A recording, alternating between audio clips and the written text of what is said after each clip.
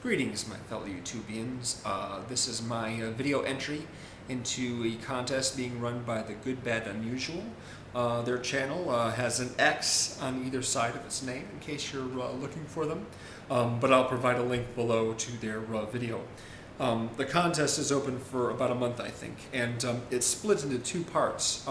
The Good, Bad, Unusual is a married couple, and he has his own contest that he's running with his own selection of prizes, and she has her own contest, her own selection of prizes. I have decided just to enter the lady of the house. I've decided to enter her contest, the contest of Lady of the House, because I prefer her prizes.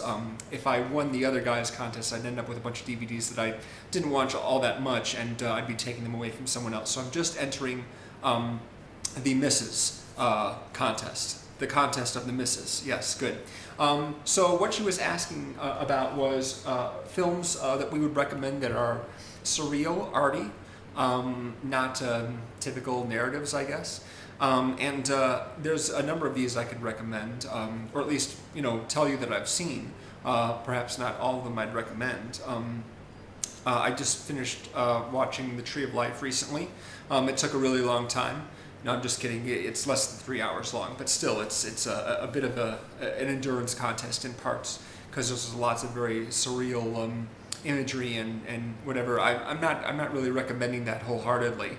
I would recommend seeing it if you have the opportunity. It's worth taking a look at to see how because everyone would probably react differently. But recently there was a theater that actually posted up a notice reminding everyone that it doesn't give refunds if you don't like the movie. And apparently a lot of people were demanding refunds from this film because it's that off the beaten path. So there's that. Pretty much anything, almost anything by David Lynch could be considered a little artsier than usual. Some of these movies are more plot-driven, but the one that I think probably is the most surreal would have to be Inland Empire. I waited until this was on video and watched it like in 3 parts, because it too is nearly 3 hours long.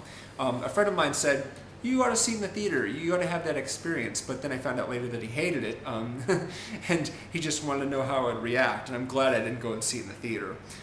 He shot the movie over a long period of time, just bits of it here and there, and sometimes I get the feeling like he just picked his favorite parts and just stuck them together rather than really having an overall plan.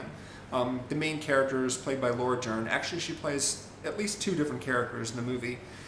It's all sort of ambiguous and open to interpretation, and there are scenes which just don't necessarily fit in any kind of storyline. For example, there's a couple of segments involving people with giant rabbit head masks that are behaving as though they're in a sitcom, along with the laugh track and everything like that. Who knows what's going on in that? Who knows how it's relevant to the film itself? It's very strange. But I read that the female parts, there's one male rabbit and 2 female rabbits, and the 2 female rabbits are voiced by Naomi Watts and Laura Herring from Mulholland Drive. So there you go. They must have some sort of significance there. Magnolia is a film that I consider to be an art film. It is just sort of something that it's an ensemble film with a lot of different storylines, and the cross-cutting is really kind of strange, more like a soap opera than a regular film. Yeah, I can't really recommend that one. Paul Thomas Anderson, I'm really split on him. Half his movies I don't like, half his movies I like a lot, and then Magnolia is like right in the middle. I like parts of it, but anyway, I should mention, the 2 that I want to recommend, is Head.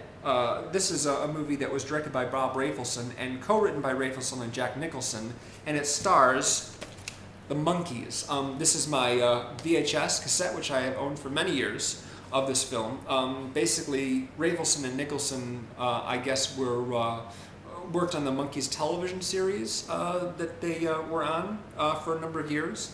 And this is their feature film project with the Monkees. It's sort of a commentary on their image as manufactured pop stars, as they say. because they were basically a bunch of kids put together specifically for the show. They weren't a band before the show was, so the show kind of invented them. And so this is sort of a commentary on that, I guess. There's just it's mostly just like sketch comedy. There's lots of just really surreal stuff that happens. And some of the filmmaking techniques are very, very strange. There's one scene in which one of the monkeys has a line, and his words are intercut with flashcard titles that spell out what he's saying. It's very, very weird. There's some animated bits. There's a lot of weird blue screen stuff. There's just strange things happening there that don't seem to have a lot of explanation. They're just bizarre. You have to figure that these guys, were smoking lots and lots of weed and thought, oh, it would be really cool if this happened, and then just mashed all this stuff together. There's a point to it, I guess. But all in all, it's just fun. It's just a funny movie, and it's just kind of fun, and there's lots of good music in it because the Monkees did actually do some fun songs. So that would be the one that I recommend. The other one I wanted to talk about is kind of a documentary, which is called, where did I put that card? Oh, here we are. Koyaanisqatsi. It is pronounced Koyaanisqatsi. And this right here is the DVD, which I've owned for a while. This, like I said, is a documentary, although it's not a typical documentary in that it is about a particular topic. This documentary contains no interviews and has no narration of any kind. It basically is just a lot of photography and music, basically. A lot of photography of buildings, cities, construction sites, a lot of cloudscapes, a lot of time-lapse photography, a lot of mountain ranges. There's archival footage of rockets. It all sort of flows through different themes and sort of builds, through different subjects, I suppose you could say. And they're linked by music. The music itself is by a composer named Philip Glass, who specializes in sort of repetitious music.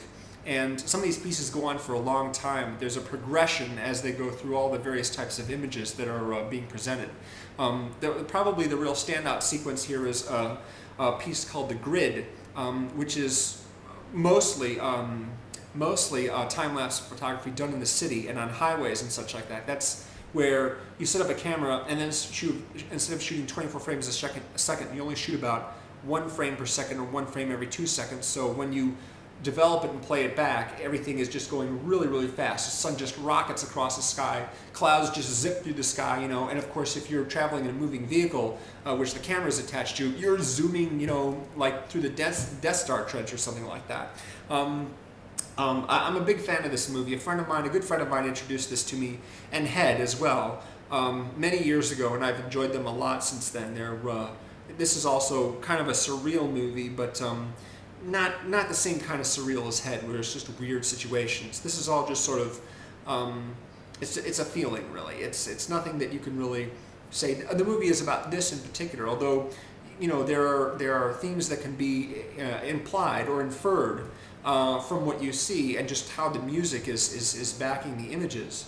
But it's difficult to say that the movie has a particular point, except of course if you take the translation literally, which means life out of balance. Yeah, Koyaanisqatsi apparently means life in turmoil, life out of balance, something like that. Yeah, odd. It's odd, but it's good. It's good. And I actually had the opportunity to see this in the theater about 20 years after it was released in 1983. And the Philip Glass Orchestra has his own orchestra that specializes in playing his music. And they came to the famous Chicago Theater on State Street here, and they accompanied the film live, which was a real thrill to see. I was so happy to finally see this. I'd had a number of chances to see this in the theater since I first saw it in high school, and I missed them all, but finally got to see it, and man, was it an experience. It really was incredible. Of course, I'm emotionally attached to this movie, but there you go. So those are my 2 recommendations right there. I've seen a lot of kind of artsy stuff over the years, and I was actually, during my Tree of Life review, trying to figure out what defines an art film, and I think it's a film that serves the needs of the director more than the audience. Rather than serving the audience by telling a story, it's more just sort of an exercise for the director. I think Darren Aronofsky was one of the other guys I was trying to put an art label on. I think The Fountain is definitely an art film, just in that it deals with a lot of themes that he's interested in, and who knows whether or not it would appeal to anybody, but he's not really concerned about that. Anyway, that's my entry. Thanks very much. Again, the link is to the original video is below, and also, if I didn't mention this already, I'm having a contest right now. So I hope that you all vote on that, and there'll be a link to that below as well. Or actually, this is like the first phase of the contest, depending on when I post this video. Thanks very much, guys. I look forward to seeing the results, which I guess will be around June 10th or so, or sorry, July 10th, because they said they'd keep it open for about a month, so we'll see. Thanks very much for watching. Appreciate it. Bye.